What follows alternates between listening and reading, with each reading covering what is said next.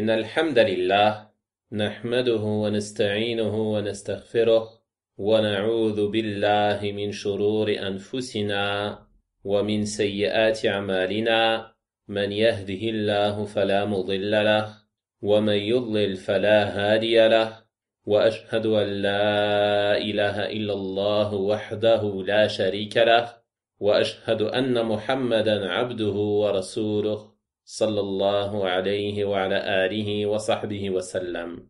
وبعد, nous en sommes aujourd'hui au chapitre 29 que l'auteur rahimahullah ta'ala a intitulé chapitre au sujet de ce qui est rapporté concernant l'astrologie.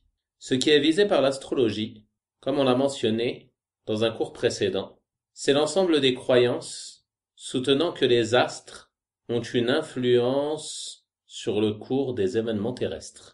Et ceci est une croyance ancienne qui était présente chez ceux vers qui a été envoyé Ibrahim alayhi salam. Ils adoraient les astres et croyaient que ceci avait une influence sur les événements dans le monde. Et ceci est encore présent jusqu'à nos jours dans de nombreux endroits, wallahu al-musta'an. L'auteur rahimahullah ta'ala a donc voulu nous démontrer ici que cette croyance, elle s'oppose à la croyance authentique, la croyance du tawhid, et qu'elle y porte atteinte en totalité ou en partie, comme on va le voir, incha'Allah ta'ala. Il commence en disant, Al-Bukhari a dit dans son authentique, Qatada a dit, Qatada qui fait partie des savants, des pieux prédécesseurs. Allah subhanahu wa ta'ala a créé ces étoiles pour trois choses. Embellir le ciel, lapider les démons, et pour être des signes pour se diriger. Par conséquent, quiconque déduit à leur sujet autre que cela, il s'est trompé, a perdu sa part et s'est chargé de ce dont il n'a aucune science. Donc dans ce récit, Qatada rahimahullah ta'ala nous expose les sagesses pour lesquelles Allah subhanahu wa ta'ala a créé les étoiles. Il nous dit que la première sagesse est d'embellir le ciel, comme Allah subhanahu wa ta'ala le dit dans le verset 5 de Surat Al-Mulk. وَلَقَدْ زَيَّنَّا السَّمَاءَ الدُّنْيَا بِمَصَابِيحِ. Nous avons embelli le ciel le plus proche avec des lampes. Et ce car les étoiles sont comme des lampes qui scintillent. Et il dit subhanahu wa ta'ala dans le verset 6 de Surat As-Saffat, Inna zayyanna as-samaa ad-dunya bi zinatin al-kawakib. Nous avons embelli le ciel le plus proche par la beauté des étoiles. Ceci est donc la première sagesse pour laquelle les étoiles ont été créées. La deuxième, il nous dit, pour lapider les démons. Comme on l'a vu dans un cours précédent. Les démons, ils tentent de dérober furtivement des informations du ciel en espionnant les anges. Ils montent donc les uns sur les autres afin de dérober certaines informations, puis ensuite, ils vont les transmettre aux voyants parmi les hommes. Mais Allah subhanahu wa ta'ala, afin de les empêcher d'accomplir cela, il a préservé les cieux par les météores, qui partent des étoiles et qui brûlent ces démons rebelles et les font périr. Allah subhanahu wa ta'ala dit à ce sujet dans la suite des deux versets que l'on vient de mentionner. وَجَعَلْنَاهَا رُجُومًا لِلشَّيَاطِينِ. Et nous en avons fait des projectiles pour lapider les diables. Et dans le verset de Surat As-Saffat, وَحِفْظًا مِنْ كُلِّ شَيْطَانٍ مَارِدٍ. Afin de le protéger contre tout diable rebelle. La troisième sagesse pour laquelle les étoiles ont été créées, c'est pour être des signes pour que l'on puisse se diriger. Allah subhanahu wa ta'ala dit à ce sujet dans les versets 15 et 16 de Surat An-Nahl, وَأَلْقَى فِي الْأَرْضِ رَوَاسِيَ أَن تَمِيدَ بِكُمْ وَأَنْهَارًا وَسُبُلًا لَعَلَّكُمْ تَهْتَدُونَ وَعَلَامَاتٍ وَبِالنَّجْمِ هُمْ يَهْتَدُونَ. Et il a implanté des montagnes immobiles dans la terre afin qu'elles ne branlent pas en vous emportant avec elles, de même que des rivières et des sentiers pour que vous vous guidiez, ainsi que des points de repère, et au moyen des étoiles, les gens se guident.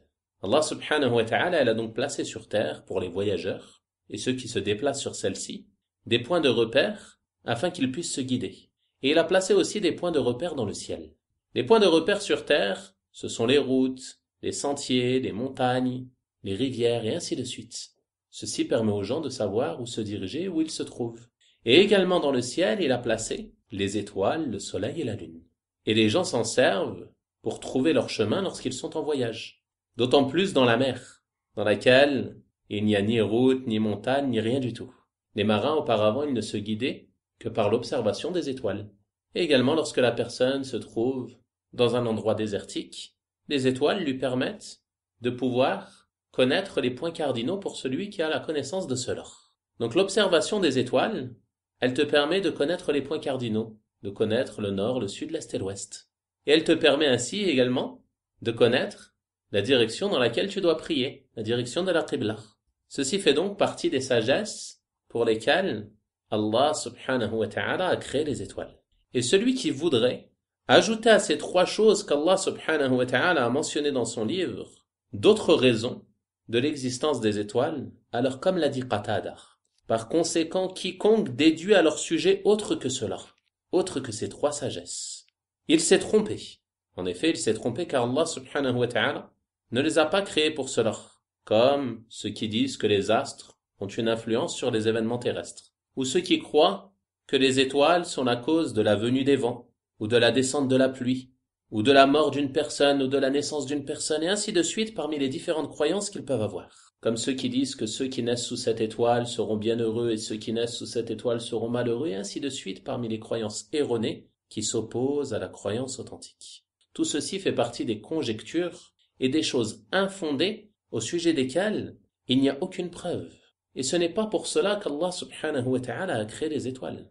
Donc lorsqu'il dit, rahimahullah, quiconque déduit à leur sujet autre que cela, c'est-à-dire quiconque croit autre que cela à leur sujet, autre que les trois choses qu'Allah subhanahu wa ta'ala a mentionnées dans son livre. Il s'est certes trompé, il a perdu sa part. Qu'est-ce que ça veut dire il a perdu sa part? C'est-à-dire il a perdu sa part de la religion. Et ceci sous-entend qu'il est tombé dans la mécréance, wal'iyadu billah. Et il s'est imposé ce dont il n'a aucune science. Et ce car il ne s'est basé que sur des conjectures et des choses au sujet desquelles il n'a aucun argument. Et telle est la situation de ceux qui croient aux astres, qui croient en l'astrologie, wal'iyadu billah. Ensuite, le cheikh, rahimahullah ta'ala, étant donné que les astres sont un moyen de se guider et nous permettent de distinguer certaines choses qui peuvent être profitables à l'homme, il a alors mentionné un autre sujet afin de lever toute ambiguïté sur cette question. Il a dit, rahimahullah, Qatada réprouvait que l'on apprenne les phases de la lune, et Ibn Uyayna ne l'a pas autorisé. Il n'a pas autorisé l'apprentissage des phases de la lune. Harb a mentionné cela d'eux. Quant à Ahmed et Ishaq, ils ont permis cela. Donc Qatada et Ibn Uyayna, qui sont deux parmi les savants des pieux prédécesseurs, rahimahumullah ta'ala, ils réprouvaient l'apprentissage des différentes phases de la lune. En effet, la lune, durant le mois, elle occupe différentes positions. Ceci permet ainsi de connaître le début et la fin du mois et à d'autres bénéfices. Donc la question qui se pose, c'est est-ce qu'il est permis d'apprendre ces phases dans le but des calculs astronomiques? Les savants ont divergé à ce sujet en deux avis. Le premier avis est celui de Qatada et de Sufyan ibn Uyayna qui ont interdit cela. Non pas parce que cela est interdit en soi, mais parce que cela pourrait être une cause menant à ce qui est interdit. En effet, il se peut qu'une personne commence par apprendre l'astronomie, les phases de la lune et ainsi de suite, puis qu'il se mette à penser ou à croire que ces phases ont une influence sur les événements qui se produisent sur Terre et avoir d'autres croyances vis-à-vis des astres. C'est pour cela qu'ils ont voulu couper court à ces croyances. Le deuxième avis est qu'il n'y a pas de mal en cela. Il n'y a pas de mal d'apprendre les différentes phases de la lune. Et ceci est l'avis de l'imam Ahmed, rahimahullah ta'ala, et de Ishaq ibn Rahuya, ainsi que de nombreuses personnes parmi les gens de science. Et cet avis est l'avis le plus juste, incha'Allah ta'ala. Et ce car cette science, elle comporte de nombreux bénéfices pour les hommes, elle ne renferme aucun interdit en elle-même. Mais ce qui est interdit, c'est de croire que les astres ont une influence sur les événements qui se produisent sur Terre. Et c'est cela qui est visé par l'astrologie. Et l'astrologie, elle-même se divise en trois catégories, qui toutes sont interdites, mais qui sont de différents degrés comme on va le voir. La première catégorie d'astrologie, c'est le fait de croire que les astres, ce sont eux qui produisent les événements terrestres. C'est-à-dire que ces événements, les choses qui se passent sur Terre, ils sont produits par les mouvements des astres et ainsi de suite. Et telle était la croyance des Sabéens. Ils reniaient donc le Créateur. et penser que tout ce qui se produit sur terre comme bien ou comme mal, comme santé ou comme maladie, et ainsi de suite parmi les événements qui se produisent sur terre, que tout ceci provenait des étoiles. Ils attribuaient donc tout cela aux étoiles, et ceci est de la mécréance évidente à l'unanimité des musulmans. Le deuxième type d'astrologie, c'est que la personne ne croit pas que ce sont les astres qui produisent ces événements, mais qu'elle croit que ces astres sont une cause pour que ces événements se produisent. C'est-à-dire qu'elle a la conviction que ces événements sont créés par Allah subhanahu wa ta'ala, mais que les astres en sont la cause. Il attribue donc les événements terrestres aux astres, comme si les astres en étaient la raison. Et ceci également est une croyance erronée et qui est interdite et qui relève du polythéisme mineur. Celui qui croit cela, il ne sort pas de la religion de l'islam, toutefois il a commis un grave péché. Il a commis du shirk asghar. Ce n'est donc pas une chose insignifiante. Car Allah subhanahu wa ta'ala, il n'a pas fait de ces astres des causes. Et il n'y a pas de lien entre les astres et les événements qui se produisent sur terre. Et il n'y a pas de lien entre les astres et la descente de la pluie ou la sécheresse. Et il n'y a pas de lien entre les astres et la venue des vents ou non, et ainsi de suite parmi les différents événements qui se produisent. Car tout ceci revient à la volonté d'Allah subhanahu wa ta'ala. C'est lui qui administre tout dans cet univers. Et les étoiles n'ont aucun lien avec cela. Le troisième type d'astrologie, c'est le fait de se servir des étoiles comme preuve ou indication des événements futurs, pour prédire l'avenir. Et ceci revient à prétendre connaître la science de l'imperceptible, ilm al-ghayb. Et ceci fait partie de la sorcellerie et de la voyance. Et comme on l'a vu dans des cours précédents, c'est de la mécréance à l'unanimité des musulmans. Donc ces trois catégories d'astrologie, elles sont toutes interdites. Et comme vous l'avez vu, la première et la dernière sont les plus graves. Et malheureusement, il est répandu aujourd'hui, chez beaucoup de personnes, que celui qui va se marier par exemple sous tel astre, alors son mariage sera un mariage heureux. Et que celui qui se marie sous tel astre, alors son mariage sera un mariage malheureux. Ou alors que celui qui naît sous tel astre, et qui a tel signe astrologique, alors il vivra une vie comme ceci et comme cela, et ainsi de suite. Et tout ceci fait partie de la prétention de la connaissance de l'invisible. Et cela est de la mécréance majeure. Donc ces horoscopes que tu peux voir dans les magazines ou les journaux, ou encore sur les sites internet et les réseaux sociaux, notamment en cette période en début d'année, où ils diffusent leurs mensonges et leurs faussetés parmi les choses qu'ils présagent pour ceux qui sont nés sous tel astre, ceux qui sont nés sous tel astre, et ainsi de suite. Celui-ci aura une année heureuse, celui-ci aura une année malheureuse, celui-ci vivra certains événements difficiles, celui-ci réussira dans son commerce, et ainsi de suite parmi les faussetés qu'ils propagent. Tout ceci fait partie des croyances de la jahiliya, qui s'opposent à la croyance authentique de l'islam. Celui qui croit en cela, il a mécru en ce qui a été révélé à Muhammad sallallahu alayhi wa sallam. Et celui qui pourrait se laisser tenter de le lire, sans y croire simplement par curiosité. Il va sur internet, sur un site, lui vient sous les yeux un de ses horoscopes. Il se laisse aller par curiosité à le lire. Alors celui-ci, il est comme celui qui a consulté un voyant. Même s'il n'y croit pas, sa prière ne sera pas acceptée durant 40 jours. Donc ne pensez pas que ce n'est pas grave, que c'est juste quelques mots que je vais lire. Il n'y a pas de danger, car ceci est un grave péché duquel le musulman doit se préserver et s'éloigner. Ensuite, le cheikh rahimahullah ta'ala nous a mentionné un hadith et il a dit, d'après Abu Moussa radiyallahu ta'ala anhu, le messager d'Allah sallallahu alayhi wa sallam a dit, 3 personnes ne rentreront pas au paradis. Ceci est donc une menace sévère à l'encontre de ces 3 personnes que le prophète sallallahu alayhi wa sallam va nous citer. Il dit premièrement, l'alcoolique, celui qui boit sans cesse de l'alcool et qui ne se repent pas à Allah subhanahu wa ta'ala. Le fait de consommer des boissons enivrantes, ceci fait partie des grands péchés.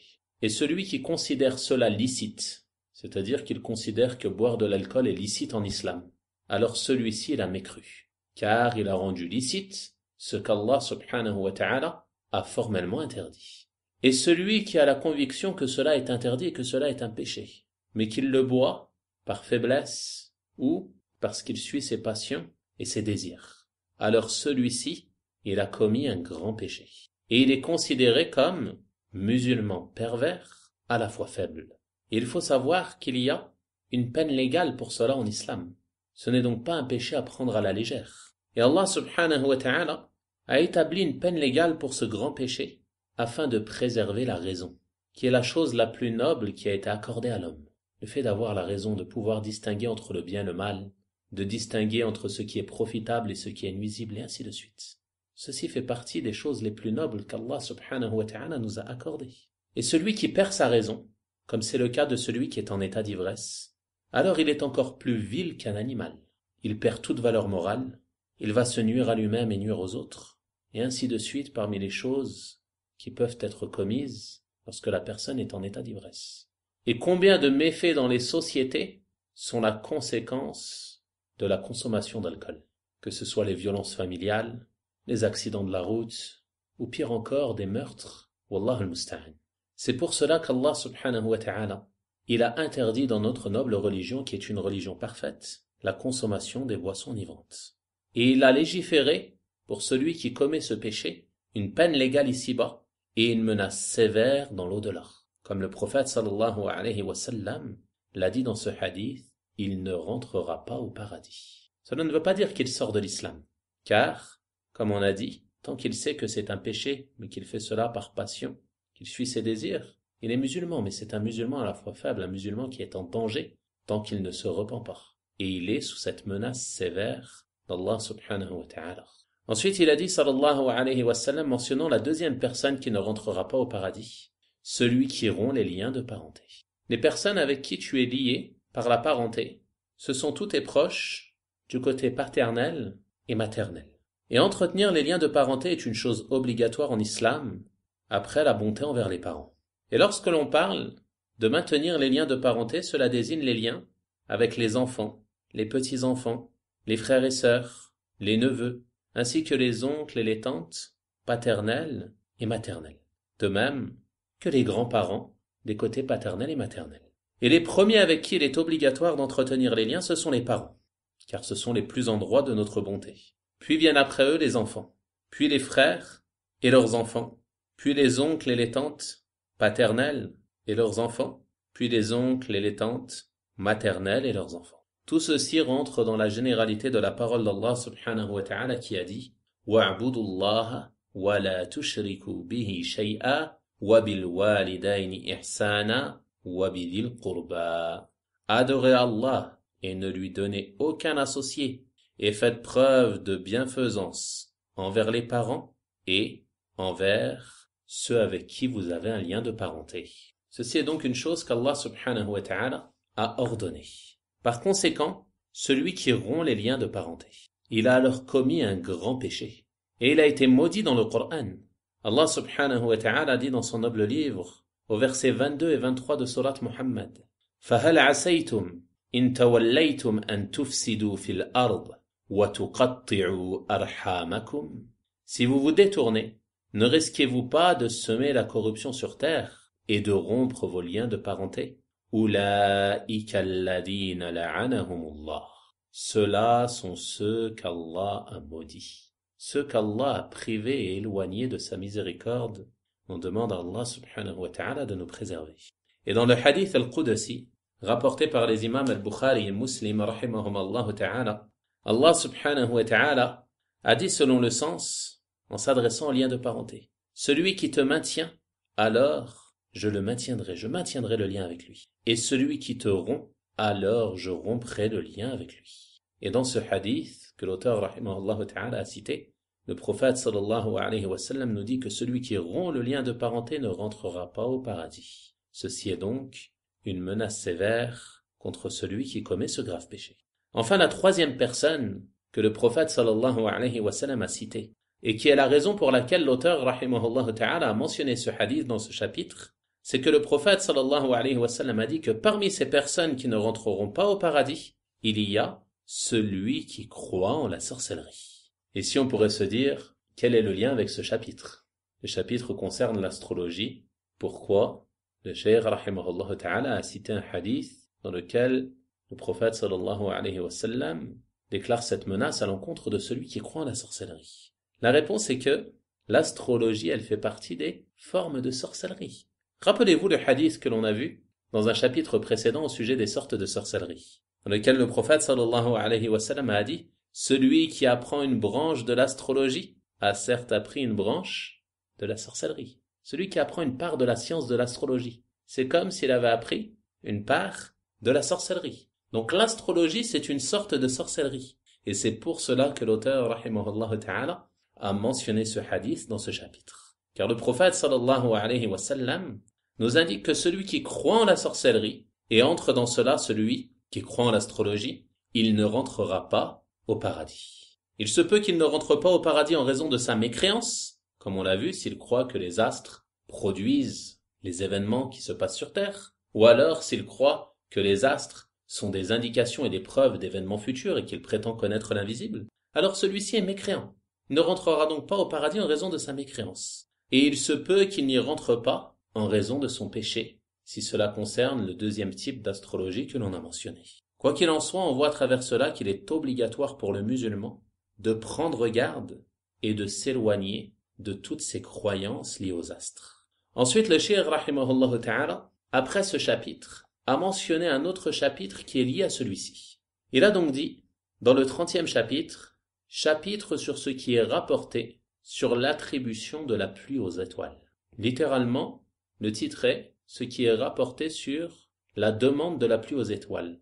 Mais ce qui est visé, comme on va le voir, c'est l'attribution de la pluie aux étoiles, c'est-à-dire le fait de croire que les étoiles, ce sont elles qui font tomber la pluie, ou alors qu'elles sont des causes de la tombée de la pluie. On voit donc que ceci rentre dans l'astrologie, dans ce que le cheikh rahimahullah ta'ala a mentionné dans le chapitre précédent. Mais ceci est un point plus particulier. Et il a mentionné à ce sujet un verset des hadiths, comme on va le voir, incha'Allah ta'ala. Le premier verset est le verset 82 de Surat al-Waqi'a, dans lequel Allah subhanahu wa ta'ala a dit « وَتَجْعَلُونَ رِزْقَكُمْ أَنَّكُمْ تُكَذِّبُونَ » Donc ce verset, selon le sens, il veut dire « Et vous faites preuve d'ingratitude », c'est-à-dire d'ingratitude vis-à-vis d'Allah quant à votre subsistance. La subsistance qui est visée ici, c'est la pluie. Vous faites preuve d'ingratitude quant à la pluie, et ce en démentant. C'est-à-dire que leur manière d'être reconnaissant pour cette subsistance qui est tombée du ciel, c'est de démentir qu'elle vient d'Allah et de l'attribuer aux étoiles, wal'iyadhu billah.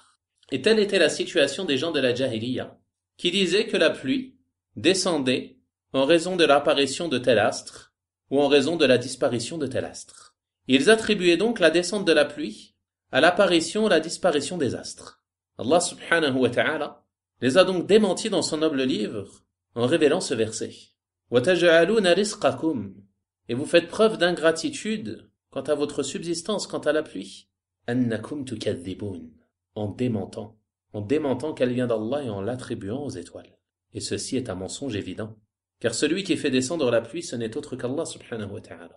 Ce ne sont pas les astres. En prétendant cela, ils ont donc menti sur Allah subhanahu wa ta'ala et ils ont fait preuve d'ingratitude vis-à-vis des bienfaits d'Allah subhanahu wa ta'ala. Alors que l'obligation pour la personne, lorsqu'Allah subhanahu wa ta'ala lui accorde un bienfait, c'est de faire preuve de reconnaissance. Et entre dans la reconnaissance le fait d'attribuer ce bienfait à celui qui l'en a comblé, qui n'est autre qu'Allah subhanahu wa ta'ala. Mais eux, ils l'ont attribué à autre qu'Allah. Ils l'ont attribué aux astres. Allah subhanahu wa ta'ala les a donc blâmés en raison de cette parole et les a considérés comme menteurs. Car ceci est un mensonge dans le domaine de la croyance. Et il n'y a pas de doute que le plus grave des mensonges est le mensonge sur Allah subhanahu wa ta'ala et le mensonge dans le domaine de la croyance. Allah subhanahu wa ta'ala dit dans son noble livre فَمَنْ أَظْلَمُ مِمَّنْ كَذَبَ عَلَى اللَّهِ Et qui est plus injuste que celui qui ment sur Allah? Donc celui qui ment sur Allah et qui attribue les bienfaits d'Allah subhanahu wa ta'ala à autre que lui, qui attribue la descente de la pluie à une créature qu'Allah subhanahu wa ta'ala a créée, il a certes menti sur Allah subhanahu wa ta'ala d'un grave mensonge. Il n'y a pas de doute que ceci est une des plus graves formes d'ingratitude. Quant au jugement de cela, les savants ont détaillé cette question, de la même manière que l'on a mentionné au sujet de l'astrologie. C'est-à-dire que celui qui croit que c'est l'étoile qui fait descendre la pluie, alors celui-ci il mécroit d'une mécréance majeure, et il sort de la religion de l'islam. Quant à celui qui croit que c'est Allah subhanahu wa ta'ala qui fait descendre la pluie, mais qu'il l'attribue aux astres, dans le sens où il croit que cet astre est la cause de la descente de la pluie, alors celui-ci il a commis de la mécréance mineure, du kufr, et du shirk asghar. Et ce, car Allah subhanahu wa ta'ala n'a pas fait des astres une cause de la descente ou non de la pluie. Et ceci est un moyen menant à la mécréance majeure, wal'iyadu billah. Allah subhanahu wa ta'ala, dans son noble livre, dans de multiples versets, il a clairement dit que c'est lui qui fait descendre la pluie. À titre d'exemple, il dit dans le verset 22 de Surat Al-Hijr, فَأَنزَلْنَا مِنَ السَّمَاءِ مَاءً فَأَسْقَيْنَاكُمُهُ. Nous avons fait descendre du ciel une eau dont nous vous abreuvons. Il dit subhanahu wa ta'ala dans le verset 9 de Surat Qaf, وَنَزَّلْنَا مِنَ السَّمَاءِ مَاءً مُبَارَكًا. Et nous avons fait descendre du ciel une eau bénie. Il dit subhanahu wa ta'ala dans le verset 22 de Surat Al-Baqarah, وَأَنزَلَ مِنَ السَّمَاءِ مَاءً فَأَخْرَجَ بِهِ مِنَ الثَّمَرَاتِ رِزْقًا لَكُمْ. Il précipite la pluie du ciel et par elle a fait sortir toutes sortes de fruits pour vous nourrir. On se rend compte à travers cela la gravité d'attribuer la pluie à autre qu'Allah subhanahu wa ta'ala. Car la pluie c'est une source de subsistance pour les hommes et pour les animaux. Allah subhanahu wa ta'ala par cette pluie nous abreuve. Allah subhanahu wa ta'ala par cette pluie, il fait pousser toutes sortes de fruits et de légumes pour nous nourrir. Allah subhanahu wa ta'ala par cette pluie, il abreuve les animaux dont nous nous nourrissons. C'est donc une grave forme d'ingratitude que d'attribuer la pluie à autre qu'Allah subhanahu wa ta'ala. Ensuite, le cheikh rahimahullah ta'ala a mentionné des hadiths, dont le premier est rapporté par Abu Malik al-Ash'ari radiyallahu ta'ala anhu, qui rapporte que le prophète sallallahu alayhi wa sallam a dit: il y a 4 choses dans ma communauté qui font partie des choses de la jahiliya, c'est-à-dire des choses d'avant l'islam, et qu'ils ne délaisseront pas. On voit donc à travers ce hadith qu'il y a des choses de la jahiliya qui sont toujours présentes chez les musulmans, au sein de la communauté du prophète sallallahu alayhi wa sallam, et qui peuvent se trouver même chez des croyants véridiques, mais qui tombent dans certaines de ces choses qui relèvent de la jahiliya. Le prophète sallallahu alayhi wa sallam en a mentionné 4 ici, et en réalité il y en a une multitude d'autres, comme cela est prouvé par les textes. Et pour plus de détails à ce sujet, vous pouvez revenir au livre Masailul Jahiliya, les préceptes de la Jahiliya, que l'islam a aboli. Et vous pouvez retrouver une explication de ce livre que j'ai donné par le passé sur la radio et dont les enregistrements sont disponibles sur le site. Donc dans ce hadith, le prophète sallallahu alayhi wa sallam nous parle de 4 choses qui sont présentes dans la communauté. C'est-à-dire que ceux chez qui elles sont présentes ne sortent pas de la religion de l'islam tant qu'ils ne font pas de shirk et tant qu'ils ne font pas une chose parmi les annulatifs de l'islam. Donc ce n'est pas toute personne qui commet une chose de la jahiliya qui est mécréant. Toutefois, il commet en cela un péché, il doit s'en repentir et délaisser cette chose. Donc la première des choses que le prophète sallallahu alayhi wa sallam nous cite dans ce hadith, c'est le fait de se vanter de son rang social. Que la personne se vante de sa noblesse, de la noblesse de ses ancêtres, du rang qu'elle occupe au sein de la société. Et ceci est interdit. Le fait que tu sois issu d'un haut rang social, ceci n'a aucune influence quant à la place que tu occupes auprès d'Allah subhanahu wa ta'ala. Allah subhanahu wa ta'ala a dit dans le verset 13 de Surat Al-Hujurat, Ya ayyuhan nas, inna khalaqnakum min dhakarin wa untha, wa ja'alnakum shu'uban wa qaba'ila lita'arafu. Inna akramakum indallah atqakum. Ô vous les gens, nous vous avons créé à partir d'un homme et d'une femme, et nous avons fait de vous des peuples et des tribus. Pourquoi? Afin que vous vous reconnaissiez, afin que l'on se reconnaisse les uns les autres. Ensuite il dit subhanahu wa ta'ala, afin d'attirer notre attention sur le fait que ceci n'a aucune importance quant à la place que l'on occupe auprès de lui. Il dit, selon le sens, et certes le plus noble d'entre vous auprès d'Allah est le plus pieux. C'est-à-dire que la noblesse auprès d'Allah subhanahu wa ta'ala, ce n'est pas ton rang social. Ce n'est pas que tu sois pauvre ou riche. Ce n'est pas que tes ancêtres soient issus de telle ou telle tribu ou qu'ils soient de telle ou telle origine ou de telle ou telle caste. Mais la noblesse auprès d'Allah subhanahu wa ta'ala, c'est ta piété. C'est cela qui te donne un haut rang auprès d'Allah subhanahu wa ta'ala. Et le cheikh rahimahullah ta'ala a mentionné à ce sujet que s'il est interdit à la personne de se vanter de ses propres œuvres, c'est-à-dire de son propre rang social qu'il a pu atteindre par ses œuvres, par son travail, ainsi de suite. Alors que dire du fait de se vanter des œuvres de son père ou de son grand-père? Il n'y a pas de doute que ceci est d'autant plus interdit. Car la personne n'a aucun mérite en cela, pas même dans ce bas monde, wallahu al-musta'an. Ensuite, le prophète sallallahu alayhi wa sallam a mentionné une deuxième chose qui font partie des choses de la jahiliya et qui sont présentes dans la communauté, qui est le fait de dénigrer les origines. Et ce car dénigrer les origines des gens, cela sous-entend que la personne pense être supérieure aux autres. Celui qui dénigre les origines des gens, c'est qu'il pense que son origine est supérieure et que les autres sont méprisables. Et tout ceci est interdit dans notre noble religion. Ensuite, la troisième chose qui fait partie des choses de la jahiliya, qui sont présentes dans la communauté, et que le prophète sallallahu alayhi wa sallam a mentionné dans ce hadith, c'est le fait d'attribuer la pluie aux étoiles. Et c'est pour cela que l'auteur, rahimahullah ta'ala, a mentionné ce hadith dans ce chapitre, afin de nous montrer que ceci fait partie des choses qui étaient présentes au temps de la jahiliya, et que le prophète sallallahu alayhi wa sallam a mis en garde contre cela. Le musulman, il doit donc prendre garde à ne pas attribuer la pluie aux étoiles, et à toujours se rappeler que la pluie, elle ne provient que d'Allah subhanahu wa ta'ala. Et comme on a dit, celui qui croit que ce sont les étoiles qui font tomber la pluie, alors celui-ci il mécroit d'une mécréance majeure. Et celui qui croit que les étoiles sont une cause et que c'est Allah subhanahu wa ta'ala qui fait tomber la pluie, alors il a commis du polythéisme mineur, qui ne le fait pas sortir de l'islam, mais qui est tout de même un grave péché. Et il est sous la menace de la parole d'Allah subhanahu wa ta'ala qui a dit « Inna Allah la yaghfiru an yushraka bihi » Certes, Allah ne pardonne pas qu'on lui donne quelque associé.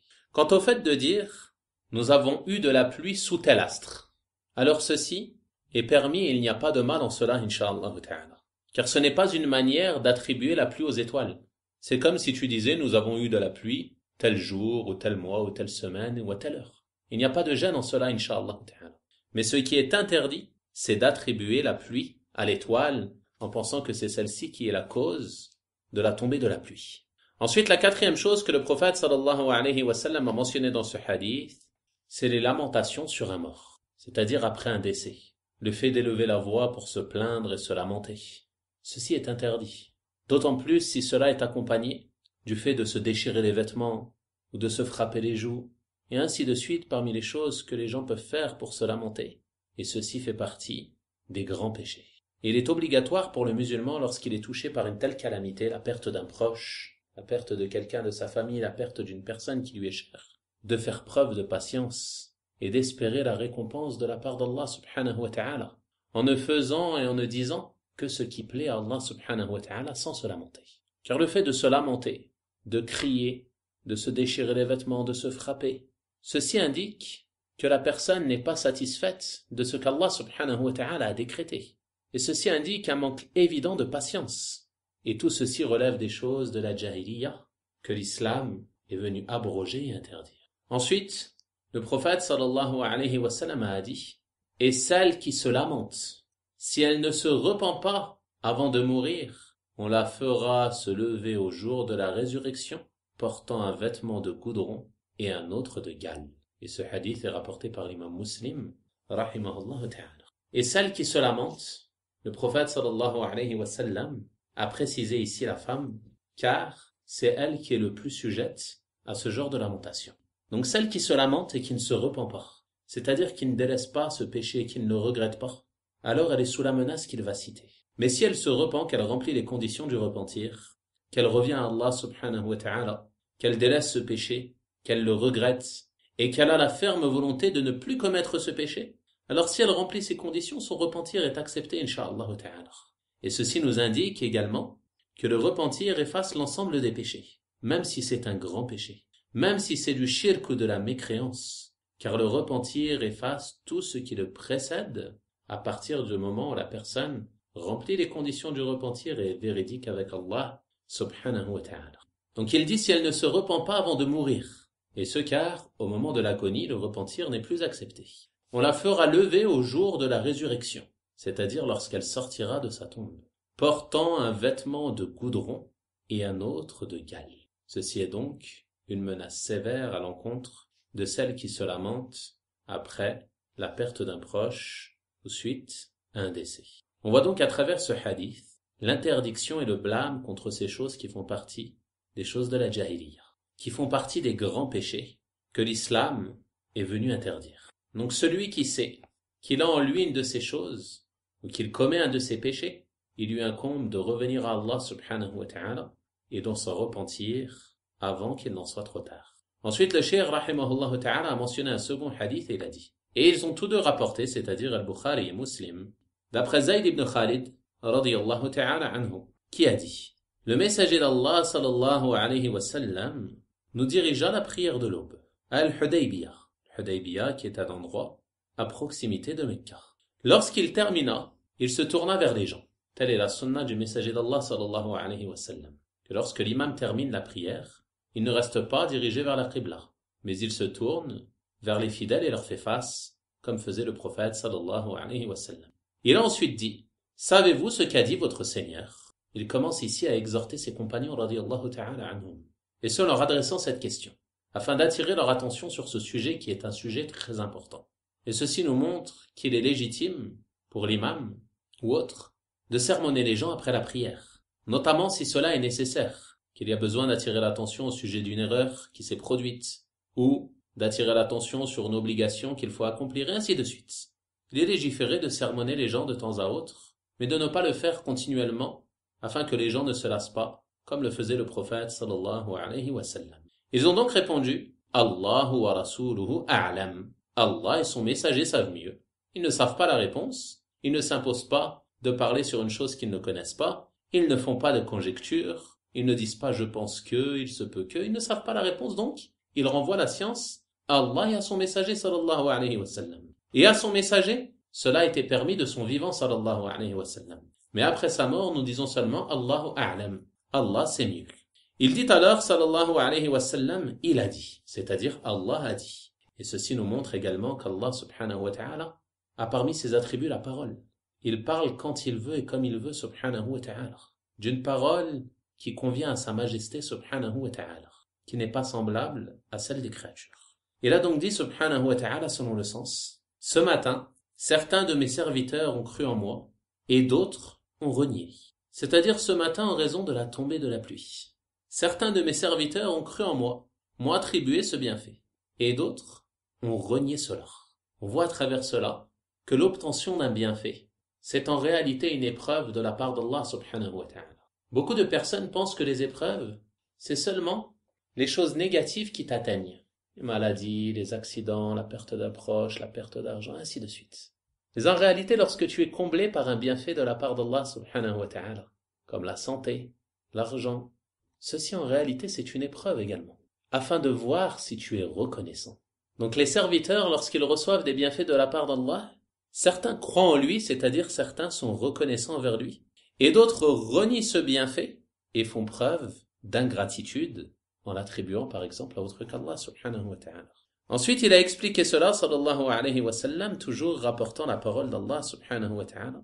Quant à celui qui a dit, nous avons eu de la pluie par la grâce d'Allah, c'est-à-dire celui qui a attribué ce bienfait à Allah subhanahu wa ta'ala. Celui-ci est croyant en moi et a renié les étoiles, c'est-à-dire qu'il n'a pas attribué ce bienfait aux étoiles, mais il l'a attribué au créateur des étoiles, subhanahu wa ta'ala. Quant à celui qui a dit, nous avons eu la pluie en raison de tel ou tel astre. Comme on a dit, lors de l'apparition ou la disparition d'une étoile, il croyait que ceci était la cause de la descente de la pluie. Il n'attribuait donc pas ce bienfait à Allah subhanahu wa ta'ala. Et ceci est de la mécréance. Il dit donc, quant à celui qui a dit nous avons eu la pluie par tel ou tel astre, alors celui-ci a mécru en moi et a cru aux astres. Ceci nous indique donc que le fait d'attribuer la pluie aux astres, cela est de la mécréance. Car la pluie ne descend que par la volonté d'Allah subhanahu wa ta'ala. C'est lui qui la fait descendre quand il veut, où il veut, et il en prive qui il veut subhanahu wa ta'ala. Quant aux étoiles, elles peuvent se lever et apparaître sans qu'il n'y ait de pluie. Et elles peuvent se coucher et disparaître sans qu'il n'y ait de pluie. Et ceci est une chose qui est observable. La pluie n'est donc pas liée à l'apparition ou la disparition des astres, mais elle ne tombe que par la volonté d'Allah subhanahu wa ta'ala. Et on voit à travers ce hadith qu'il est légiféré lors de la tombée de la pluie de dire « Mutirna bi fadlillahi wa bi rahmatih » Nous avons eu de la pluie par la grâce d'Allah et sa miséricorde. Et ce afin de faire preuve de reconnaissance envers Allah subhanahu wa ta'ala pour ce bienfait immense. Car la pluie c'est un bienfait immense de la part d'Allah subhanahu wa ta'ala. Il est donc obligatoire pour nous de faire preuve de reconnaissance envers Allah subhanahu wa ta'ala et entre dans cela le fait de lui attribuer la descente de cette pluie et non pas de l'attribuer à autre que lui parmi les créatures. Enfin, le cheikh rahimahullah ta'ala a mentionné un troisième hadith et il a dit Et ils ont tous deux rapporté, ils visent donc Al-Bukhari et Muslim, mais ce hadith n'a été rapporté que par l'imam Muslim, rahimahullah ta'ala. Le hadith d'Ibn Abbas, radiyallahu ta'ala anhuma, en ce sens, et il y a dans celui-ci, certains ont dit, telle étoile a dit vrai. C'est-à-dire que la venue de cette étoile a été la cause de la pluie. Allah subhanahu wa ta'ala a leur révélé les versets 75 à 82 de Surat Al-Waqi'a, dont les sens rapprochés sont « Non, je jure par les positions des étoiles. Et c'est vraiment un serment solennel si vous saviez. Et c'est certainement un Coran noble, dans un livre bien gardé, que seuls les purifiés touchent. C'est une révélation de la part du Seigneur de l'univers. Est-ce ce discours-là que vous traitez de mensonge? Et est-ce pour vous une façon d'être reconnaissant pour votre subsistance que de démentir cela? » Et ce verset, le verset 82, est celui que l'auteur, rahimahullah ta'ala, a mentionné en début de chapitre. Donc, ce récit d'Ibn Abbas, radiyallahu ta'ala anhuma, il nous prouve ce que l'on a mentionné précédemment, qu'il est interdit d'attribuer la pluie aux astres, et que ceci est un pur mensonge, étant donné qu'Allah subhanahu wa ta'ala a juré dans ces versets que ceci est un mensonge. Cela nous prouve donc la fausseté du fait d'attribuer la pluie aux étoiles, et qu'il est obligatoire pour le musulman de ne l'attribuer qu'à Allah subhanahu wa ta'ala, et non pas aux astres, car celui qui l'attribue aux astres, il a certes mécru en Allah subhanahu wa ta'ala. On a donc terminé ces deux chapitres. On verra dans le cours de demain, incha'Allah ta'ala, le chapitre 31, dans lequel l'auteur, rahimahullah ta'ala, nous parle de l'amour d'autre qu'Allah subhanahu wa ta'ala. Wa sallallahu wa sallim wa barik ala nabiyyina Muhammadin wa ala alihi wa sahabatihi ajma'in. Walhamdulillahi rabbil alamin. Wa barakallahu fikum.